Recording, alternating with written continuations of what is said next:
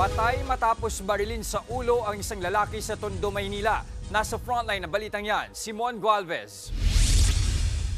Pasado alas 10 kagabi nang makunan sa CCTV ang pagdaan ng tricycle na yan sa Masinop Street, Moriones sa Tondo, Maynila. Habang umaandar, bumaba ang dalawang lalaki. Maya-maya, biglang dumating ang isang lalaking naka-green na t-shirt. Nakipagsagutan siya sa isa sa dalawang kabababa lamang ng tricycle.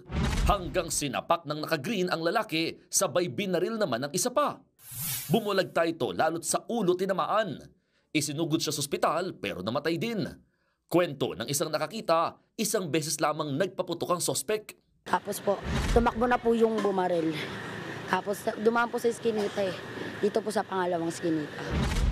Ayon sa mga otoridad, dayo sa barangay ang mga sangkot. Posibleng may kinalaman daw ito sa illegal na droga. Meron silang pinagtalunan na isang bagay at hindi ko muna natin i-reveal kung ano yon. Ang nalaman lang natin dito, nagkaroon ng paninita itong ating suspect dito sa biktima. Tukoy na ng mga pulis ang pagkakakilanlan ng namaril na isa raw delivery rider. Tinutugis na siya. Nagbabalita mula sa frontline, Mon Gualvez, News 5. Mga kapatid, Jiggy Manikad po, iba na ang may alam at may pakialam sa panahon ngayon.